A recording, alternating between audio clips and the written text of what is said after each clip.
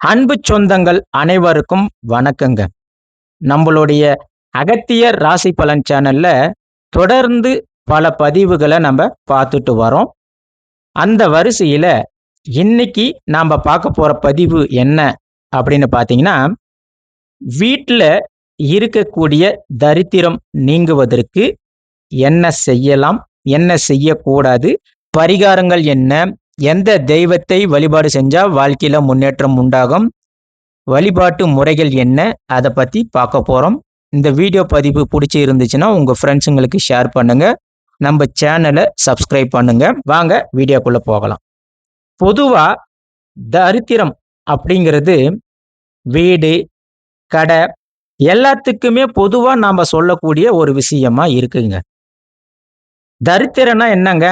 அப்படின்னா, அதாவது ஒரு இடத்துல தரித்திரம் குடிக்கொண்டு இருக்குன்னா, ஒரு வீட்ல எவ்வளவுதான் அந்த வீட்ல இருக்கிறவங்க உழைச்சாலும் பண வரவு அப்படின்றது வராதுங்க. அந்த இடத்துல, அந்த வீட்டுல காசு அப்படிங்கிறது தங்கவே தங்காதுங்க. அந்த வீட்ல இருக்கிறவங்களுக்கு பார்த்தீங்கன்னா, அடிக்கடிக்கு உடல்நல பிரச்சனை, மனக்கவலைகள், குடும்பத்துல சண்டை, கணவன் மனைவி சண்டை, இப்படியே ஏதாவது நம்ப சொல்லிட்டே போலாம். ஏகப்பட்ட விஷயம் இருக்கு. அதேபோல ஏதாவது ஒரு பிரச்சனை இருந்துகிட்டே இருக்கும். அப்படி இல்லன்னா, திடீர்னு பார்த்தீங்கன்னா, அந்த வீட்ல எதிர்பாராத அளவுக்கு பெரிய பெரிய துன்பங்கள் உங்க வாழ்க்கையில சந்திக்க வேண்டிய நிலை ஏற்படும். அதேபோல சோம்பேறித்தனமா இருப்பாங்க. இதுக்கும் மேல நம்ம ஏற்கனவே சொன்ன மாதிரி, சண்டை, சச்சரவு, நிம்மதி இல்லாத ஒரு வாழ்க்கை, இது எல்லாமே தரித்திரம் பிடிச்ச வீட்டுல நிறைஞ்சு இருக்குங்க. இந்த தரித்திரம் அப்படின்ற சொல்லு எந்த தெய்வத்தோட தொடர்பு உடையது அப்படின்னு பார்த்தீங்கன்னா, ஜெஸ்டா தேவி மற்றும் நித்ரா தேவி மற்றும் மூதேவி இவங்களுடன் தொடர்புடையதுங்க. சரிங்களா? அதாவது இப்ப நீங்க கேட்கலாம். மூதேவினா தூக்கத்தையும் சோம்பேறித்தனமா இருக்கிறது, இல்ல சோம்பேறித்தனத்த குடுக்கறது தானே மூதேவி அப்படின்னு நீங்க கேட்கலாம். ஆனா, அவளுக்கும் இதுல என்ன சம்பந்தம் அப்படின்னா, அதாவது வெறும் உறக்கத்த மட்டும் தருபவள் மூதேவி அல்ல. நல்லா புரிஞ்சுக்கங்க. அதாவது வெறும் தூக்கத்தை மட்டும் தருபவள் மூதேவி அல்ல. நம்ம வீட்லயும் சரி, இல்ல கடையிலயும் சரி, இல்ல தொழில் செய்ற இடமாக இருந்தாலும் சரி, எந்த இடமாக இருந்தாலும் சரி, அந்த இடத்தில தரித்திரம் வரதுக்கு காரணமாக அமைபவள் இந்த மூதேவி. அப்படி இருக்கும்போது இந்த மூதேவி எப்படி வந்தா? அதாவது தேவர்களும், அசுரர்களும் பார்க்கடல கடைஞ்சாங்க. அப்படி கடையும்போது அந்த பார்க்கடல் வழியாக பல பொருட்கள் வந்துச்சு. உதாரணமா காமதேனு, விஷ உயிரினங்கள், ஆழகால விஷம், அதோட சேர்ந்து பல தெய்வ பெண்களும் அந்த பார்க்கடல் வழியாக வந்தாங்க. அப்படி வந்தவள்ல முதலாக வந்தவ தான் இந்த மூதேவி.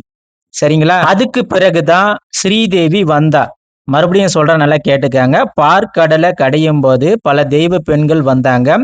அப்படி வந்தவங்கள்ல முதல்ல வந்தவ தான் இந்த மூதேவி. பிறகு வந்தவ தான் மகாலட்சுமி, ஸ்ரீதேவி. சரிங்களா? அதனால முதல்ல வந்ததனால தான் மூத்த தேவி அப்படின்றது தான் மூதேவி அப்படின்னு சொல்றாங்க.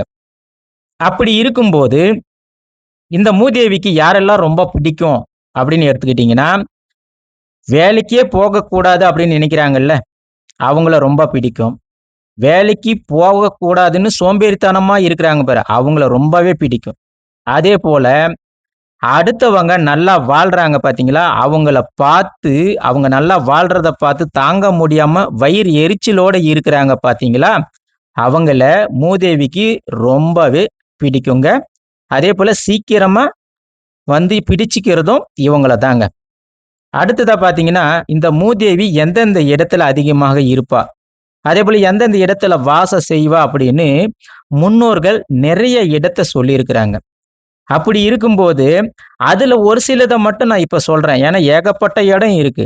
ஆனா அதுல ஒரு சிலத மட்டும் நான் இப்ப உங்களுக்கு சொல்றேன். அதாவது துர்வாடை வீசக்கூடிய இடங்கள். கெட்ட வாடை வருது இல்லையா? அந்த இடங்கள். அதேபோல கெட்ட பேச்சு பேசுறாங்கல்ல அவங்க.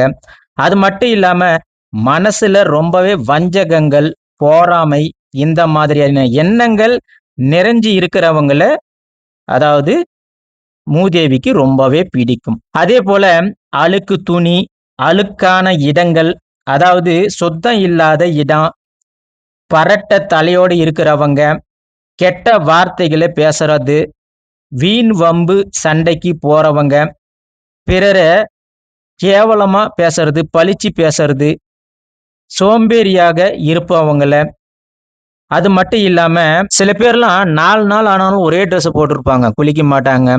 அழுக்கு துணிய போடுறவங்க, கிழிஞ்ச துணிய போடுறவங்க. இப்ப இளைய தலைமுறைலாம் வந்து பார்த்தீங்கன்னா, புது துணியே கிழிஞ்சு போனத தான் போடுவாங்க. இதுதான் ஃபேஷனுன்னு சொல்லுவாங்க. அந்த மாதிரி அப்படி நெறைய சொல்லலாம். சொல்லிக்கிட்டே போகலாம். அதாவது ஒரு குறிப்பா ஒரு விஷயம் சொல்றேன் கேட்டுக்கங்க.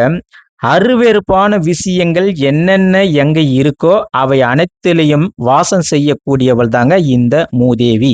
நல்லா புரிஞ்சுக்கங்க. என்னங்க நீங்க இப்படியெல்லாம் சொல்லி பயமுறுத்துறீங்க? அப்படின்னு நீங்க கேட்கலாம். அதாவது ஒரு வீடு அப்படின்னு எடுத்துக்கிட்டா, எங்க அழுக்கு துணி போடணுமோ, அந்த இடத்துல தான் அழுக்கு துணி இருக்கணும். ஆனா, பல வீட்ல போய் பார்த்தா, எங்க பார்த்தாலும் துணி. சோஃபாவுல பார்த்தா அழுக்கு துணி, மாடி படிக்கட்டுல அழுக்கு துணி, கிச்சன் வாசல்லயும் அழுக்கு துணி இருக்கு. அப்ப இன்னும் குறிப்பா சொல்லப்போனா, பல பேர் வீட்டுல கதவு மேலலாம் துணி போட்டு வச்சிருப்பாங்க. அந்த மாரி போடவே கூடாது. அதாவது எப்பயுமே மெயின் டோர் வந்து பார்த்தீங்கன்னா, மகாலட்சுமி குடியிருக்கிறா. அப்படி இருக்கும்போது மெயின் டோர் மேலலாம் அழுக்கு துணி போடக்கூடாது. இந்த தலைய துவட்டி துண்ட போய் மேல போட்டு காய வைக்குவாங்க. இன்னும் குறிப்பா சொல்லப்போனா, வீட்ல எத்தன கதவு இருந்தாலும் சரி, அந்த கதவு மேல அழுக்கு துணிகளோ, ஈர துண்டோ, துணிகளோ போடவே கூடாது. அது உங்க வீட்டுக்கு நல்லதும் கிடையாது. அப்படி இருந்தா 100% மூதேவி உங்க வீட்டில வாசம் செய்வா. சந்தோஷமா வாசம் செய்வா. இன்னும் குறிப்பா சொல்லப்போனா, பல வீட்டில இந்த வீட்டுக்கு நடுவுல ஹால்ல வந்து பார்த்தீங்கன்னா, கயிற கட்டி அதுல அழுக்கு துணிய தொங்க விட்டுருப்பாங்க. இவங்க என்ன பண்ணுவாங்க, போம்போது, வரும்போதெல்லாம் அந்த அழுக்கு துணி தலையில பட்டு போவாங்க, வருவாங்க. இந்த மாதிரி இருந்தாலும், மூதேவி ரொம்ப சந்தோஷமாக உங்க வீட்ல வந்து வாசம் செய்வாங்க. இன்னும் சில பேர் குறிப்பா நீங்க கேட்கலாம். "ஏங்க எங்க வீடு இருக்கிறதே சின்ன வீடுங்க. நாங்க என்ன செய்ய முடியும்? நாங்க வீட்டுக்கு உள்ள தான் துணிய காய வைக்க முடியும். அது தலையில படுது. என்ன செய்யலாம்?" அதாவது நாம்ப வாழ்ற வாழ்க்கை நம்பளுடைய நெறிமுறை. நாம்ப நெனைச்சோங்கன்னா என்ன வேணாலும் செய்யலாம், மாற்றத்த உருவாக்கலாம். அப்படி இருக்கும்போது உங்க வீடு சின்ன வீடாகவே இருக்கட்டும். நீங்க என்ன செய்யலாம் அப்படின்னு பார்த்தீங்கன்னா, பகல் நேரத்த தவிர்த்து, மாலை, இரவு நேரம் நீங்க தூங்க போறீங்கல்ல, அந்த நேரத்துல துணிகள நீங்க கயித்துல காய போடலாம். அப்படி செய்யும்போது உங்க வீட்டில மகாலட்சுமி குடிகொள்வாள். உங்களுக்கு வாழ்க்கையில நல்ல முன்னேற்றம் உண்டாகுங்க. சரி, இப்படி இருக்கும்போது அடுத்ததா வீட்டில முக்கியமான இடத்த பார்க்க போறோம். என்ன இடம்? சமையல் அறை. அத பத்தி இப்ப பார்க்க போறோம். சரிங்களா? பொதுவா சமையலறை அப்படின்றது மகாலட்சுமி தாயார் ரொம்ப முக்கியமாக வாசம் செய்யக்கூடிய இடம். ஆனா இன்னைக்கு இருக்கிற காலகட்டத்துல எந்த ஒரு கிச்சனுமே சுத்தபத்தமா இல்லைங்க. எடுத்த பொருள் எடுத்த இடத்துல இருக்காது. ஒரு இடத்துல ஒரு பொருள் இருக்குன்னா அது ப்ராப்பரா வச்சுக்க மாட்டாங்க. தயிர் பாக்கெட் ஒரு பக்கம் டேமேஜா இருக்கும். பால் பாக்கெட் ஒரு பக்கம் இருக்கும். நேத்து வச்ச குழம்பு, முந்தா நேத்து வச்ச குழம்பு அப்படின்னு ரொம்ப கலீஜியா இருப்பாங்க. கெட்ட வாடை வீசும். அதேபோல வாஷ் பேஷன்ல போட்ட பாத்திரம் கழுவாம போட்டபடி இருக்கும். சுத்த பத்தமா இருக்க மாட்டாங்க. இன்னும் குறிப்பா சொல்லப்போனா, இந்த அடுப்பு வந்து ரொம்ப பிசு பிசு பிசுன்னு இருக்கும். அ இந்த மாதிரிலாம் இருந்துச்சுன்னா, மகாலட்சுமி எப்படி வந்து உங்க வீட்ல குடியேறுவாங்க? சமையல் ரூம்ல எப்படி மகாலட்சுமி தாயார் இருப்பாங்க. ஆனா, அன்னைக்கு காலகட்டத்துல பெரியவங்க வீட்ட சுத்தம் பண்ணாங்கன்னா, முதல்ல சமையலறைய தான் சுத்தம் பண்ணுவாங்க. அவ்வளோ அழகா தொடச்சு, கோலம் போட்டு, ஏன் சொல்லப்போனா கற்பூரம் ஏந்திலாம் வழிபாடுலாம் செஞ்சிருக்கிறாங்க. ஆனா, இன்னைக்கு இருக்கிற காலகட்டத்துல சமையலறை அப்படின்றது சுத்தமா வச்சிருக்கணும். மறுபடியும் சொல்றேன். சமையல் அறை தான் மகாலட்சுமி குறிப்பா வாசம் செய்யக்கூடிய இடம். இந்த இடத்துல நீங்க சுத்தபத்தமா இல்லன்னா, மூதேவி தான் குடியேறுவா. அதனால மூதேவிக்கு பிடிச்ச இடமும் சமையலறை ஒண்ணு. இத நல்லா புரிஞ்சுக்கங்க. குறிப்பா சொல்லப்போனா, இன்னைக்கு பொம்பளைங்க அடுப்படிய ரொம்பவே சுத்தமா வச்சிருக்கணும். சுத்தம் இருக்கிற இடத்துல தான் அன்னக்குறை அப்படின்றது கிடையாதுங்க. நல்லா புரிஞ்சுக்கங்க. அடுத்ததா பூஜை அறைய பத்தி பார்க்கலாங்க. ஒரு வீடு அப்படின்னு எடுத்துக்கிட்டா, மிக முக்கியமான ஒரு இடம் பூஜை அறைங்க.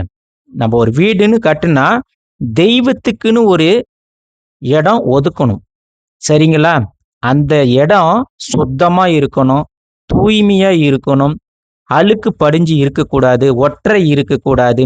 அதேபோல தீபம் ஏத்தி ஏத்தி அந்த இடத்துல எண்ணெய் படிஞ்சு பிசுபிசுன்னு இந்த மாதிரிலாம் இருக்கக்கூடாது. அதேபோல சாமி ஃபோட்டோவுக்கு போட்ட மாலை, பூவு இதெல்லாம் காய்ஞ்சு போன மாலை பூலாம் எடுத்துறணும். பூஜை அறையில இருக்கக்கூடாது. அப்படி காய்ந்த பூக்கள் இருந்துச்சுன்னா, அதன் மூலமாகவும் தீய ஆற்றல் உருவாகும். அதேபோல விளக்கு ஏத்தி பயன்படுத்துனீங்கன்னா, அத மாதத்துக்கு ஒரு முறையாவது சுத்தமா வெலக்கி, மஞ்சள், குங்குமம் இட்டு திருப்பணும், தீபம் ஏத்தணும். அது மண் விளக்காக இருந்தாலும் சரி, எந்த விளக்கா இருந்தாலும் சரி, சுத்தமா வச்சிருக்கணும். அதேபோல முடிஞ்ச வரைக்கும் மாதத்துக்கு ஒரு முறையாவது பூஜை அறைய சுத்த பத்தமா தொடச்சு, சாமி ஃபோட்டோஸ தொடச்சு 4 பக்கமும் மஞ்சள், குங்குமம் வச்சு அழகா வழிபாடு செய்யணும். அடுத்ததா பூஜை அறையில முக்கியமா ஒரு விஷயம் சொல்றேன். எந்த காரணத்துக் கொண்டும் சேதாரம் அடைஞ்ச, உடைஞ்ச சாமி ஃபோட்டோ, விக்கிரகங்கள் இதெல்லாம் இருந்துச்சுன்னா, தயவு செஞ்சு எடுத்துருங்க. அது உங்க வீட்டுக்கு ஆகவே ஆகாது. சில பேர் கேட்கலாம், "அது எங்களுடைய தாத்தா, மூதாதையர் காலத்திலிருந்து நாங்க வழிபாட்டுட்டு செஞ்சுட்டு வரோம். அத எப்படி எடுத்து போட சொல்றீங்க?" அப்படின்னும் கேட்கலாம். அதாவது ஒரு விஷயம் புரிஞ்சுக்கங்க. பழைய சேதாரம் அடைஞ்ச சாமி படங்கள், உடைஞ்சது விக்கிரகங்கள், கை இல்ல ஏதாவது உடைஞ்ச விக்கிரகங்கள் இருந்துச்சுன்னா, அது உங்களுக்கு உங்களுக்கு நல்ல பலன்களை கொடுக்காதுங்க. அதனால தயவு செஞ்சு அது வீட்டுக்கும் ஆகாது. அத எடுத்து ஆத்துல போய் விட்டுருங்க. ஆத்துல விட்டுட்டு ஒரு கற்பூரம் ஏந்தி வழிபாடு செஞ்சுட்டு வந்துருங்க. அது உங்களுக்கு நல்லது. அதனால பூஜை அறை தான் ஒரு குடும்பத்தில இருக்கக்கூடியவங்களுக்கு மிக முக்கியமானது. தெய்வங்கள் வாழக்கூடிய இடம்.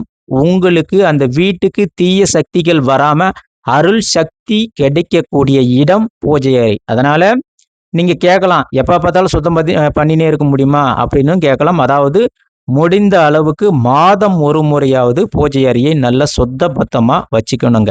சரியா? அடுத்ததா ஒரு வீட்டுல படுக்கை அறைய பத்தி பார்க்க போறோம். பெட்ரூம பத்தி நம்ம பார்க்க போறோம். பெரியவங்க இதுக்கு முன்னாடி ஒரு பழமொழி சொல்லியிருக்கிறாங்க. பகலில படுக்கையை விரித்தால் தரித்திரம் உண்டாகும் அப்படின்னு சொல்லியிருக்கிறாங்க. ஆனா, இன்னைக்கு இருக்கிற காலகட்டத்துல யாருமே பாய யூஸ் பண்றது கிடையாது. ஏன்னா, பாயின்னு நம்ம பயன்படுத்தணுங்கன்னா, கண்டிப்பா அத சுருட்டி ஒரு இடத்துல வச்சிருவோம். ஆனா, இன்னைக்கு இருக்கிற காலகட்டத்துல எல்லாருமே பெட்ட யூஸ் பண்ணிட்டு இருக்கிறோம். அப்ப பெட்ட வந்து நம்ம என்ன சுருட்டவா முடியும்? ஆனா, அத அழகா நாம சுத்தபத்தமா வச்சுக்க முடியும். அதாவது நாம படுத்து உறங்குனதுக்கு அப்புறமா காலையில எழுந்து, அதுல இருக்கக்கூடிய பெட்ஷீட்ட மடிச்சு, தலகாணி, பெட்ஷீட் எல்லாம் ஒரு பக்கமா அழகா மடிச்சு வைக்கணும். அப்படி வச்சாவே மகாலட்சுமி உங்களுக்கு வாசம் செய்வாள். அப்படி இல்லாத சில வீட்டெல்லாம் வந்து பார்த்தீங்கன்னா, உங்களுக்கு மூதேவி தான் வாசம் செய்வாள். இன்னும் சில பேர்லாம் வந்து பார்த்தீங்கன்னா, வீட்டில போயிட்டு பாத்ரூம்ல குளிச்சுட்டு வந்து அந்த ஈர டவல பெட் மேல போட்டு காய வைக்குவாங்க. அதேபோல அழுக்கு துணி இருந்துச்சுனாலும், அதை எடுத்து போடாம பெட் மேலேயே போட்டுட்டும் சில பேர் இருப்பாங்க.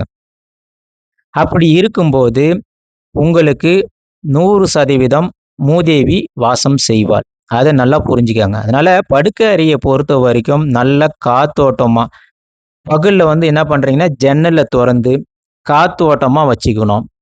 அதேபோல சுத்த பத்தமா மடிச்சு வச்சுக்கணும். இந்த ஈரத்துண்டு, ஈர துணிகள வந்து பெட் மேல போட்டு காய வைக்கிறது, அழுக்கு துணிங்கள வச்சிருக்கிறது, அந்த மாரி இருக்கக்கூடாது. அழுக்கு துணி எங்க இருக்கணுமோ அந்த இடத்துல வச்சிரணும். சரிங்களா? அடுத்ததா முக்கியமான ஒரு இடம், கழிவறை. டாய்லெட். அதாவது ஒரு வீடு அப்படின்னு எடுத்துக்கிட்டீங்கன்னா, டாய்லெட் ரொம்ப ரொம்ப முக்கியமான இடங்க. அப்ப பகல் நேரத்துல இந்த டாய்லெட்ட முடிஞ்ச வரைக்கும் தொறந்து விடுங்க. காத்தோட்டமா விடுங்க. அந்த ஈரம் காயற மாரி விடுங்க. அதேபோல வாசன திரவியங்கள ஊத்தி நல்லா சுத்த பத்தமா கழுவி விடுங்க. கிருமிகள் எதுவுமே அண்டாத மாதிரி பார்த்துக்கங்க. இன்னொரு முக்கியமான விஷயம் என்ன அப்படின்னு பார்த்தீங்கன்னா, பண்டிகை காலத்துல நம்ப வீட்டுல எங்க தீபம் ஏத்துறோங்க? அதாவது இந்த கார்த்திகை தீபம், இல்ல ஏதாவது ஒரு தீபம் அப்படின்னு ஏத்துனீங்கன்னா, வீட்ல பொதுவா எல்லா இடத்துலயுமே தீபம் ஏத்துவாங்க. ஆனா பாத்ரூம்ல சில பேர் தீபம் ஏத்த மாட்டாங்க. ஏன்? பாத்ரூம் என்ன தீண்டாத இடமா? இல்ல தீண்டத்தக்காத இடமா? அதாவது இந்த இடம் பாத்ரூம்ல கூட மகாலட்சுமி வாசம் செய்யும் இடமாக இருக்கு. இன்னும் சொல்லப்போனா, மூதேவி அதிகமாக குடி இருக்கக்கூடிய இடம் இந்த இடம் தான். நல்லா புரிஞ்சுக்கங்க. பாத்ரூம்ல தான் மூதேவி அதிகமாக குடி இருக்கக்கூடிய இடம். அதனால தான் பாத்ரூம நீங்க சுத்த பத்தமா வச்சிருக்கணும். வீட்ல எல்லா இடத்தையும் நம்ம சுத்தமா வைக்கும்போது, பாத்ரூம சுத்தமா வச்சுக்க கூடாதா? அதாவது ஒரு வீடு அப்படின்னு எடுத்துக்கினா, பாத்ரூம் எந்த அளவுக்கு சுத்தமா இருக்கோ, அத வச்சு தான் மத்த இடம் சுத்தமா இருக்கு அப்படின்னு நாம 100% நம்பலாம். ஒருத்தன் வீட்டுக்கு வரான்னா, அவன் உங்க வீட்ல போய் பாத்ரூமுக்கு போறான் அப்படின்னா, அந்த பாத்ரூம் சுத்தமா இருக்கு அப்படின்னா, 100% அவன் கவலையே பட வேணாம். உங்க வீடு அந்த அளவுக்கு சுத்தமா இருக்கு அப்படின்னு நெனைப்பாங்க. சரிங்களா? அட என்னங்க நீங்க வீட்ட பத்தி மட்டுமே பேசுறீங்க. கடைய பத்தி பேச மாட்டீங்களா? தொழில் செய்ற இடத்த பத்திலாம் பேச மாட்டீங்களா? அப்படின்னு நீங்க கேட்கலாம். அதாவது என்ன செய்யலாம் அப்படின்னா, கடையில எல்லா பக்கமும் பொதுவா பொருளுன்னு ஒண்ணு இருக்கும். சில பேர்லாம் வந்து பார்த்தீங்கன்னா, ஒரு பொருள் எடுத்தாங்கன்னா, அது அப்படியே ஒரு பொருள கீழ வைக்குவாங்க. ஒரு பொருள பக்கத்துல வைக்குவாங்க. அந்த மாதிரி வைக்காம, பொருட்கள வைத்த இடத்துல சுத்தபத்தமா வச்சுக்கணும். சரிங்களா? கடையில ஒரு பொருள் எடுத்தீங்கன்னா, அத அழகா அடுக்கி பராமரிக்கணும். அதேபோல சில பேர்லாம் பாருங்க, துணி கடைய எடுத்துக்கங்க, நகை கடைய எடுத்துக்கங்க. எவ்வளோ சுத்தபத்தமா வச்சிருக்கிறாங்க. ஒரு துணி கடைய பார்த்தா, அந்த துணி கடையில தான் போய் துணி எடுக்கணும். நகை கடைய பார்த்தா, அந்த நகை கடையில தான் போய் நகை எடுக்கணும் அப்படின்னு சில பேர் இருப்பீங்க. ஏன்? காரணம், துணிய நல்லா அடுக்கி, நல்லா சுத்தபத்தமா வச்சிருப்பாங்க. நகைய நல்லா அடுக்கி சுத்தபத்தமா வச்சிருப்பாங்க. அந்த இடத்துல மகாலட்சுமி குடிகொண்டு இருப்பாள், வாசம் செய்வாள். அதனால தான் துணிக்கடையும், நகைக்கடையெல்லாம் பார்த்தீங்கன்னா, மங்களகரமாக இருக்கும். சில கடையெல்லாம் பார்த்தீங்கன்னா, ஏனோ தானோமான குப்பையாட்டம் இருக்கும். அந்த மாதிரி இருக்கக்கூடாது. அந்த மாரி இருந்தா, அத அடுக்கி பராமரிப்பு பண்ணி சுத்தம் பண்ணுங்க. முடிஞ்ச வரைக்கும் மாதத்துக்கு ஒரு முறையாவது கடைய தொடைங்க. தொடச்சு, நீங்க கடையில அமரக்கூடிய இடத்த சுத்தமா, நல்லா வாசன திரவியங்கள கொண்டு, வாசனை நிறைஞ்ச இடமாக, நல்ல மஞ்சள், குங்குமமும் இட்டு சுத்தபத்தமா வச்சுக்கினீங்கன்னா, 100% உங்க கடை நல்ல முன்னேற்றத்த கிடைக்கும். அதேபோல தொழில் செய்ற இடமாக இருந்தாலும், உங்களுக்கு நல்ல முன்னேற்றம் கிடைக்குங்க. அடுத்தது என்ன பார்க்க போறோம்னா, தனி மனித ஒழுக்கம். ஒரு பெண் அப்படின்னு எடுத்துக்கிட்டா, இன்னைக்கு இருக்கிற காலகட்டத்தில தலைவிரி கோலம் ரொம்ப ஃபேஷனா போயிருச்சுங்க. ஆனா, அந்த மாதிரி இருக்கவே கூடாது. நல்ல தலைவாரி, நல்ல பூச்சூடி, அழகா மங்களகரமாக இருக்கணும். ஒரு பெண் அப்படின்னு எடுத்துக்கிட்டீங்கன்னா, வீட்ல தலைவிரி கோலத்தோட 100% இது இருக்கக்கூடாது. அது உங்க வீட்டுக்கும் ஆகாது. மகாலட்சுமி குடியேற மாட்டாள். மூதேவி தான் குடியேறுவாள். அதேபோல நல்ல அழகா தலை சீவி, பூ வச்சு, பொட்டு வச்சு, நல்ல மங்களகரமா இருந்தீங்கன்னா, மகாலட்சுமி உங்க வீட்ட வாசம் செய்வாள். அதேபோல உங்களுக்கு எந்த ஒரு நோய், நொடி, குடும்ப சண்டை, சச்சரவு எதுவும் வராது. நல்ல ஒரு முன்னேற்றம் கிடைக்கும். பண வரவு பெருகும். சரிங்களா? அதேபோல இந்த வீட்ல 2 கைய வைத்து தலைய சொறியறது. அது ஆணாக இருந்தாலும் சரி, பெண்ணாக இருந்தாலும் சரி. இது நல்லா முக்கியமா புரிஞ்சுக்கங்க.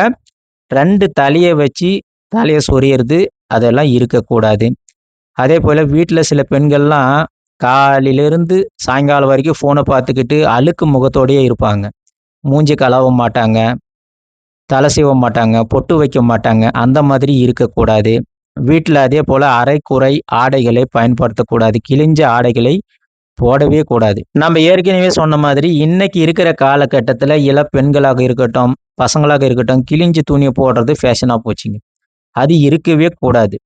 அதேபோல பெண்கள் கையில வளையல் இல்லாம தயவு செஞ்சு வீட்ல யாருக்குமே உணவு பரிமாறாதீங்க. சரிங்களா? அது நல்லது கிடையாதுங்க. அதேபோல கால்ல மெட்டி இல்லாம இருக்காதீங்க. கால்ல மெட்டியோட இருக்கணும். மங்களகரமாக இருக்கணும். அதேபோல அமங்கலமான வார்த்தைகள பேசாதீங்க. வீட்ல புலம்புறது, இது எல்லாம் குறிப்பா பெண்களுக்காக நாங்க சொல்றோம். ஏன் அப்படின்னா, சில வீட்ல பெண்கள் ரொம்பவே அலங்கோலமான வார்த்தைகள பேசுவாங்க. பக்கத்து வீட்டு பெண்களோட சேர்ந்துக்கின்னு, "அவன் அப்படி பண்ணிட்டான், இவ இப்படி பண்ணிட்டா" அப்படின்னு பேசுறது. அதேபோல சில பெண்கள்லாம் பார்த்தீங்கன்னா, "அவன் வீட்ல அது இது இருக்கு, இது இருக்கு. அவன் புருஷன் இப்படி போய் நல்லா சம்பாரிக்கிறான், இது பண்றான். என் புருஷனும் இருக்கிறானே" அப்படின்னு இன்னைக்கு இருக்கிற காலகட்டத்தில முக்காவாசி பெண்கள் வீட்ல புலம்பிக்கிட்டே இருக்கிறாங்க. அப்படி நீங்க புலம்பும்போது, மூதேவி உங்க வீட்டில 100% வாசம் செய்வா. சில பெண்கள்லாம் பார்த்தீங்கன்னா, "அவ வீட்ல அது இருக்கு, இவன் வீட்ல இது இருக்கு.